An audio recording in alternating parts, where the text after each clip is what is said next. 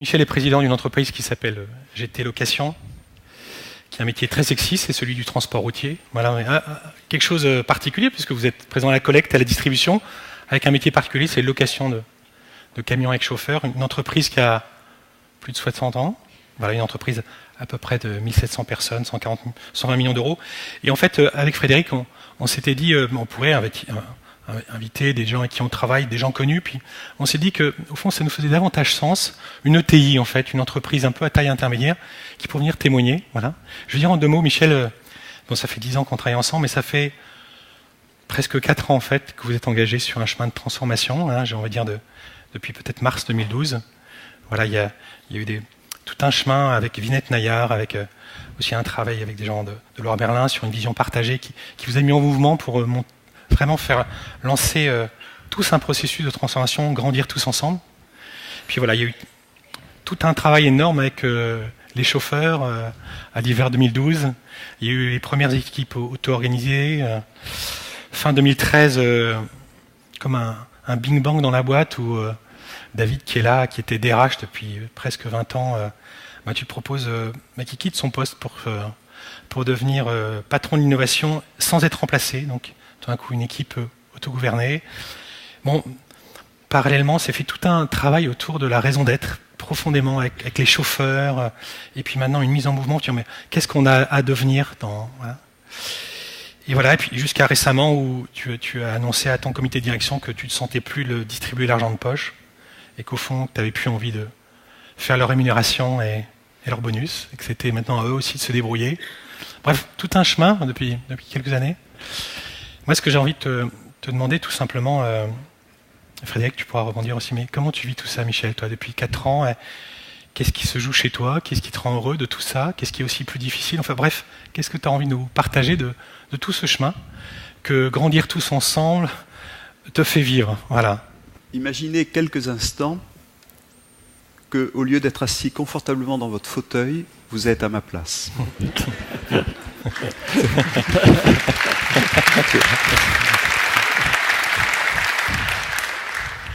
Enfin, voilà, jamais j'aurais imaginé, Christophe disait tout à l'heure, j'ai l'impression d'être là où je ne suis pas invité, alors imaginez le 3e. Oui, dévoilez-vous un peu devant 900 personnes. J'aimerais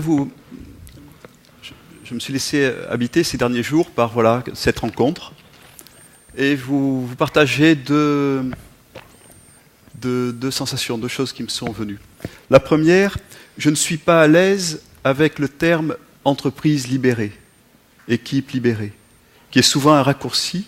Bien sûr que le mouvement, ce vers quoi Frédéric nous appelle, bien sûr ça me parle, mais ce terme entreprise libérée, nous-mêmes, au sein de l'entreprise, on parle parfois d'équipe libérée, c'est un côté on-off, clic-clac, avant, et puis maintenant c'est libéré. Et bon, je portais ça. Ça ne m'empêche pas de vivre, mais je portais ça. Et il y a la semaine dernière, je crois, encore une fois habité par notre rencontre de ce soir, il y a une image qui m'est venue, ou plutôt un visage qui m'est venu, c'est celui de Nelson Mandela. Et certains d'entre nous ont lu son autobiographie, le livre où il parle de sa vie écrite en prison, Un long chemin vers la liberté. Et vraiment, je me suis réveillé ce matin-là, je me suis dit, ben voilà, c'est ça que nous vivons, un long chemin. Et l'autre sensation qui m'est venue à plusieurs reprises, je vous la partage, c'est vraiment de la gratitude. Une forme d'émerveillement, d'étonnement, de gratitude par rapport à ce que nous vivons depuis 4 ans. Bon, j'ai 59 ans, je commence à avoir quelques heures de vol derrière moi. Et vraiment, je ne pensais pas pouvoir vivre ce que nous vivons depuis 4 ans. Alors, il y a des moments difficiles, des moments où c'est plutôt le découragement, le doute, mais en même temps beaucoup de moments de vie. Alors, on s'est lancé, tu le disais Christophe, il y a 4 ans, on a pris la décision de transformer l'entreprise au printemps 2012.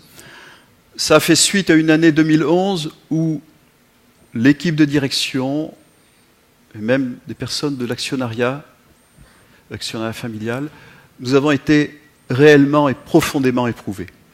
Une année 2011, vraiment par bien des côtés, extrêmement difficile.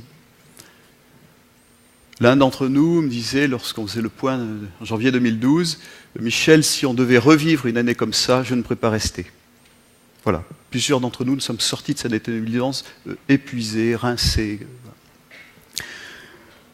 Travail avec Christophe et une équipe de direction renouvelée sur qu'est-ce que nous voulions vivre.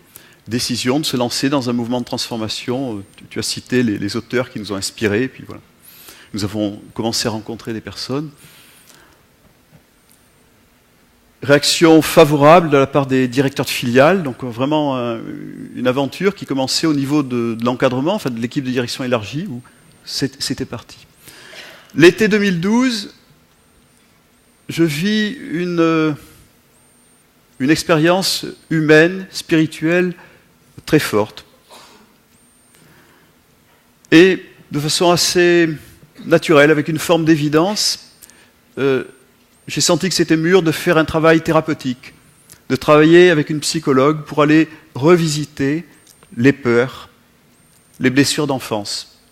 Voilà, c'est venu à ce moment-là. Et j'ai vécu personnellement une forme de réconciliation avec ce qui est de l'ordre de la vulnérabilité, de mes faiblesses, de mes forces, et une forme de liberté grandissante. C'est vraiment ce qu'au fil des mois de ce travail j'ai éprouvé. Dans le même temps, nous commencions à lancer la démarche dans toute l'entreprise avec des réunions très vivantes où le symbole est fort. Les réunions se passaient à peu près sur une demi-journée, un samedi, parce que c'est le seul moment où nous pouvons réunir nos salariés, et nous avions fait le choix d'inviter les salariés. Venaient ceux qui voulaient. Et plus de la moitié du personnel est venu participer à ces réunions. Et le symbole est fort, c'est que dans ces réunions, en général, vous savez, c'est la réunion dans les entreprises classiques.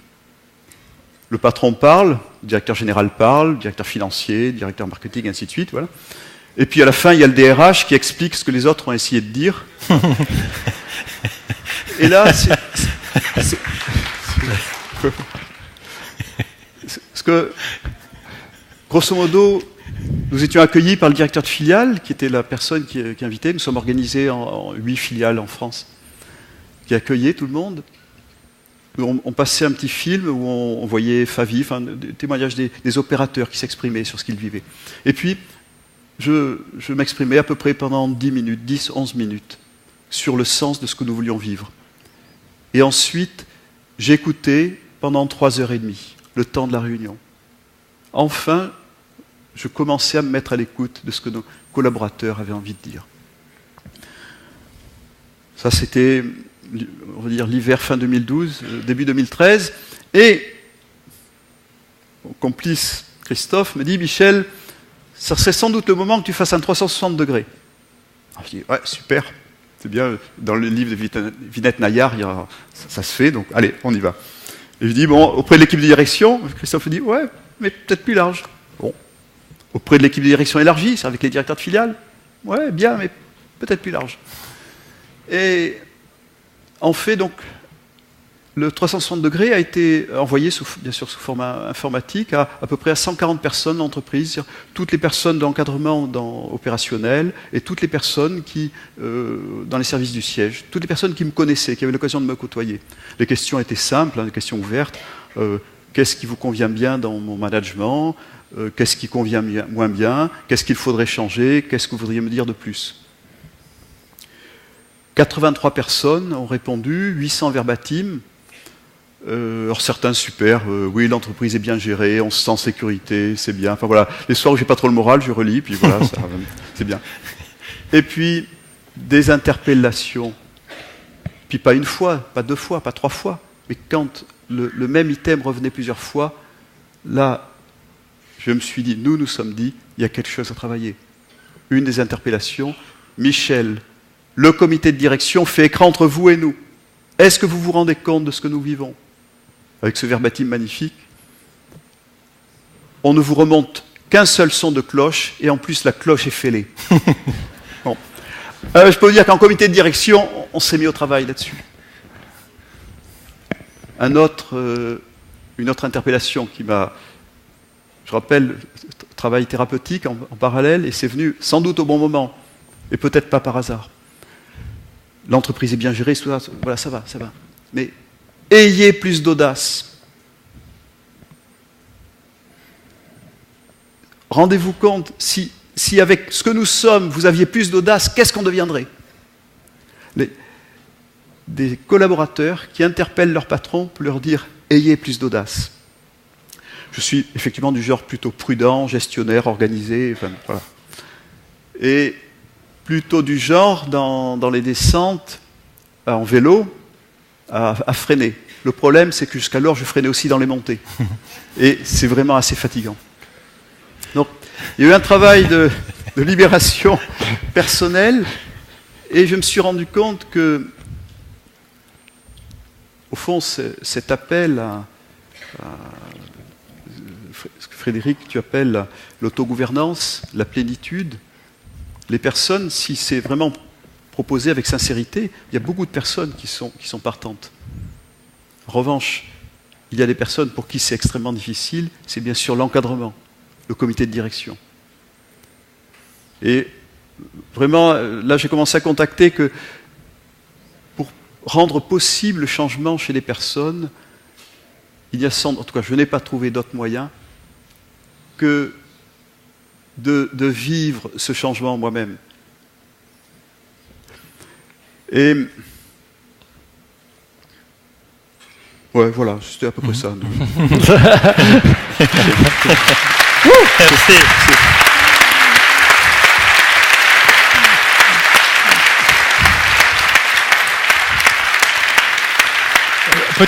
Peut-être Michel, juste, et puis après on va passer aux questions-réponses. Peut-être juste, si tu te laisses écouter, vraiment, la chose peut-être qui a été le plus touchante pour toi, vraiment quelque chose qui était, et puis peut-être la chose la plus difficile, tu vois, vraiment, si tu écoutes le plus là, ce qui a été là peut-être, évidemment ça pourrait être quelque chose d'autre demain, mais là, présentement, là ce qui t'a peut-être le plus touché et mis en énergie positive, peut-être ce qui a été le plus dur aussi dans ces 4 premières années, et Dieu sait s'il y a encore du travail. Hein. Alors j'ai commencé peut-être par la chose la plus difficile, où vraiment j'étais conscient du saut. Christophe, tu y as fait allusion. Au printemps 2013, nous avons rencontré l'entreprise Poult avec l'ensemble de l'équipe de direction. Nous étions une quinzaine, il y a eu une belle rencontre entre deux entreprises, les deux équipes. Et de là est sortie vraiment la conviction qu'il nous fallait mettre beaucoup plus d'énergie sur l'innovation. Un petit groupe de travail s'est constitué, on a travaillé dessus. Et voilà, dire, mais j'étais habité, qui pourrait parmi nous incarner cette dimension d'innovation ? Au cours de l'été 2013, il y a une idée qui m'est venue, puis bon, les vacances sont passées là-dessus. Et je me souviens, c'était en septembre, un petit déjeuner, nous parlions avec Béatrice, mon épouse, qui est dans la salle. Et je lui dis, tiens, il y a une idée, peut-être que ça serait bien que je la partage avec Christophe. Elle m'écoute, et à la fin, elle me dit, ouais, là, je crois que ça vaut le coup que tu partages avec Christophe. L'idée, c'était de proposer donc à David, qui est aussi parmi nous, un vieux complice, de devenir directeur de l'innovation. Nous nous voyons avec David, je crois, début septembre 2013, et à l'époque, on se vous voyait. David, voilà, j'ai pensé à vous. Je l'invite à déjeuner à l'extérieur, ce qui était déjà un signe de quelque chose de grave se passer. J'ai dit, David, qu'est-ce que vous penseriez de devenir directeur d'innovation, mais au prix d'un renoncement, de renoncer à votre métier, à votre poste de DRH. Et là, je ne sais pas trop ce qui m'a pris. Et je dis, d'ailleurs, il n'y aura plus de DRH dans l'entreprise. Bon. David a très bien réagi. Quelques jours après, on se retrouvait à Paris avec Christophe et David pour voir un peu voilà, comment ça pouvait prendre.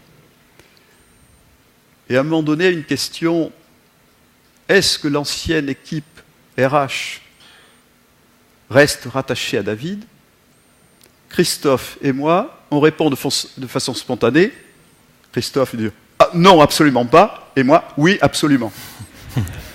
Et là, vraiment, j'ai réalisé, d'abord j'ai vu Christophe, vraiment, ouais, dur.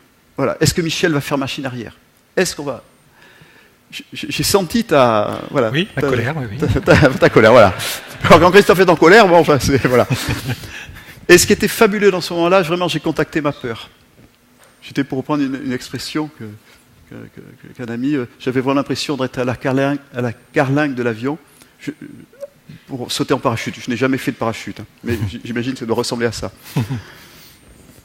Et là, ce qui m'a profondément aidé, ce qui m'a permis de faire le saut, d'aller au-delà de la peur, c'était la sérénité de David et la confiance et le respect que j'ai senti chez David et chez Christophe. Quelque part, là, il y a eu un passage, pour moi, une forme de déclic. Un bon moment. Bon moment, j'aimerais en partager deux. Deux moments nourrissants vécus ces dernières semaines. Des personnes de l'association MOM 21 nous ont fait la joie de venir nous rencontrer début novembre. Et dans le programme qui avait été préparé pour recevoir, pour échanger, il y avait notamment 2 de nos conducteurs qui sont venus témoigner de ce qu'ils avaient vécu. L'un avait organisé une journée à la fois de challenge conducteur, journée des familles, un samedi, qui a réuni plus de 200 personnes. C'est-à-dire 2 conducteurs routiers ont réussi une manifestation absolument fabuleuse et ils ont tout organisé eux-mêmes. Il a témoigné de ça. Et l'autre conducteur témoignait que pendant 2 ans, il avait participé à des recrutements collaboratifs, où ce sont des conducteurs qui recrutent des jeunes pour l'école, parce qu'on a une école d'entreprise, à la fois des jeunes pour l'école, mais aussi pour ce qu'on appelle la pépinière, et puis des collègues. Et donc l'un et l'autre ont témoigné. Et ce qui était fabuleux, c'est que Gérald, qui a quelques difficultés à s'exprimer, a partagé ce qu'il avait vécu. Et Wissam aussi. Alors Wissam, maintenant il est dans le sud-ouest, mais plutôt région parisienne, donc plutôt jeune des banlieues assagies, enfin, vous voyez, comme look.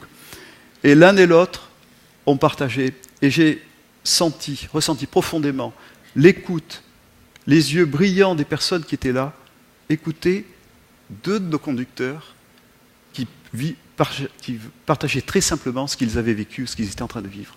Et je connaissais l'histoire, bien sûr, mais ça m'a fait profondément quelque chose. Et là, je me suis dit, merde, si tout le mal qu'on se donne, c'est vraiment pour vivre ça qu'on le fait. L'autre moment fort, tu as fait allusion, Christophe, il y a peut-être 2-3 mois, avec l'équipe de direction, nous sommes dit, voilà, nous sommes mûrs pour revisiter les processus d'évolution des rémunérations.